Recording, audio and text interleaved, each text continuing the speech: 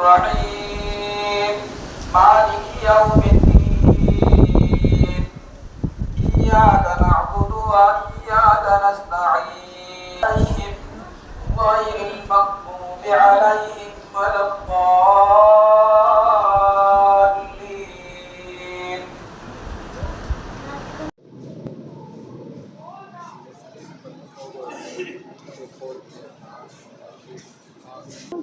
دوستو السلام علیکم، میں آپ کا اپنا شوقین خان اس وقت میں موجود ہوں ہریانہ کے ضلع یمنا نگر کے گاؤں نگلی بتی میں، اور ہمارے ساتھ بھائی صاحب ہے، پوری بات چیت کریں گے۔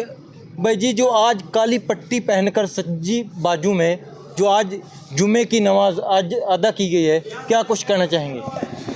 یہ اس لیے ہوا ہے کہ مسلم پرسنل لا بورڈ نے جو مسئلہ چھڑا ہوا ہے نا، سرکار ہمارے وقف کی جو زمینیں ہیں اس کو چھیننا چاہتی ہے، اس کے خلاف یہ ہمارا احتجاج ہے۔ مسلم پرسنل لا بورڈ کی طرف سے آج کال دیا گیا تھا کہ رمضان المبارک کا آخری جمعہ ہے، اس جمعے کو آپ کو اپنے رائٹ ہاتھ کی بازو میں کالی پٹی باندھ کر احتجاج امن کے ساتھ، پیار محبت سے، خاموشی کے ساتھ احتجاج درج کرنا ہے۔ اس کے خلاف آج ہم نے اپنے ہاتھ میں کالی پٹی باندھی ہوئی ہے رائٹ ہاتھ کے بازو میں، اور اس کے خلاف یہ ہمارا ایک احتجاج ہے کہ جو سرکار ہمارا وقف کی جو زمینیں ہیں اس کو چھیننا چاہتی ہے، امن کے ساتھ ہم اس کو، جو ہمارے علماء نے ہمیں کال دیا تھا اس پر ہم متفق ہیں، اور اس کو ہم یہ چاہتے ہیں کہ سرکار اس قانون کو واپس لے، جس طرح یہ چل رہا تھا مسلمانوں کا اس کو اسی طرح چلنے دے۔ تو آج کیا پورے دیش میں ایسی جمعے کی نماز ادا کی گئی کالی پٹی پہن کر؟ بالکل جی، پورے دیش کے اندر یہ ہر جگہ، ہر اسٹیٹ میں، ہر ضلع میں، ہر گاؤں کے اندر جہاں رمضان المبارک کا آخری جمعہ ہو رہا ہے، سب جگہ یہ امن کے ساتھ یہ احتجاج درج کر دیا گیا ہے۔ تو کیا اپیل کریں گے سرکار سے؟ جس طرح سے بل پیش کرنا چاہتی ہے سرکار، کیا کچھ کہنا چاہیں گے سرکار کو ہمارے چینل کے مادھیم سے؟ سرکار یہ چاہتی ہے کہ اس کے اندر کہ غیروں کو بھی دخل کیا جا رہا ہے، کہ ہمارے جو بزرگوں نے زمین دی تھی وہ تو ہمارے بزرگوں نے دی تھی نا، کسی نے دان کر دی، کہ مسجد کے لیے کر دی، مدرسے کے لیے کر دی، قبرستان کے لیے کر دی، غریبوں کے لیے کر دی۔ سرکار یہ چاہ رہی ہے کہ اس کو چھین لیا جائے۔ جی السلام علیکم۔ وعلیکم السلام ورحمۃ اللہ وبرکاتہ۔ کیا کچھ کہنا چاہیں گے؟ آج جو رمضان مبارک کا آخری جمعہ تھا، اور آج میں نگلی بتی میں یہاں مدرسے میں پہنچا تھا، اور جو سجی بازو میں کالی پٹی باندھ کر نماز ادا کی گئی ہے، کیا کچھ کہنا چاہیں گے؟ جی سرکار جو وقف بورڈ کا بل لے کے آئی ہے، سرکار کی منشا جو ہے وہ خراب ہے۔ سرکار چاہتی ہے کہ وقف بل ترمیمی لا کر کے مسلمانوں کے جتنے بھی مذہبی ادارے ہیں، مسجدیں ہیں، مدرسے ہیں، درگاہیں ہیں، عیدگاہیں ہیں، ان کی زمینوں کو سلب کرنا چاہتی ہے۔ وقف ترمیم بل کے ذریعے سرکار اس میں انٹری کرنا چاہتی ہے کہ اس میں ہندوؤں کو بھی بیچ میں شامل کیا جا رہا ہے، اور ڈی ایم کو اس کی پاور دی جا رہی ہے کہ وہ جو چاہے اس میں جس طرح چاہے کرے۔ اور ایک سرکار اور یہ بات کہتی ہے کہ مسلمانوں نے جس زمین پر ہاتھ رکھ لیا تو وہ زمین مسلمانوں کی ہوگی، وقف بورڈ کی ہوگی۔ ایسا کون سا اندھا قانون ہے کہ مسلمانوں کے ہاتھ رکھنے سے وہ زمین وقف کی ہو جاتی ہے؟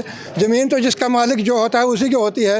جو زمین جس کسی نے دان کی ہے، مسجد کے لیے کی ہے، مدرسے کے لیے کی ہے، یا درگاہ کے لیے کی ہے، یا عیدگاہ کے لیے کی ہے، تو وہ اسی کی ہے، اور نہ کہ وہ کسی مسلمان کی ہے۔ مسلمان یہ چاہتے ہیں اپنی، آج جو مسلمان احتجاج کر رہے ہیں، اپنی وہاں پر جو کالی پٹی بندھی ہوئی ہے وہ اس لیے باندھ رکھی ہے کہ حکومت کے کانوں تک یہ آواز جائے۔ یہ ایک حکومت بہری ہے اور اندھی ہے، اس کو کچھ نہیں دکھ رہا ہے۔ وقف کا بل جو لے کر آئی ہے اس کو پاس کرانا چاہتی ہے، لیکن مسلمان جو ہے وہ جاگرک ہے۔ اس سے پہلے جو ہے جنتر منتر پر جو دھرنا دیا گیا تھا، اس کے بعد 26 کو پٹنہ میں جو ہے بہت بڑا اجلاس ہوا، اور اس کے بعد 29 تاریخ کو جو ہے وجے واڑہ میں ایک بہت بڑا اجلاس ہونے جا رہا ہے، اور یہ احتجاج جب تک جاری رہے گا، جب تک سرکار اس بل کو رد نہیں کر لیتی ہے، اس بل کو واپس نہیں لے گی، جب تک ہم احتجاج کرتے رہیں گے، اور پورے ملک میں پورے قوت کے ساتھ جو ہے احتجاج کریں گے انشاءاللہ۔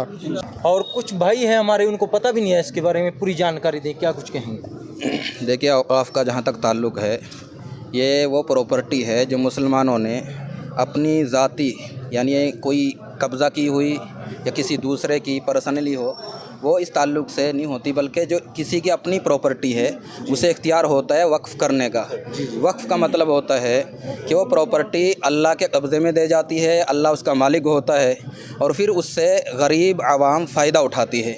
उसी के ताल्लुक़ से मसाजिद हैं, मदरसे हैं, खानक़ाहें हैं और बहुत से दीगर फलाही हॉस्पिटल वगैरह इस तरीके के स्कूल कॉलेज, इस वजह से कि जो आवाम का गरीब तबका है वो इससे फ़ायदा उठाता रहे।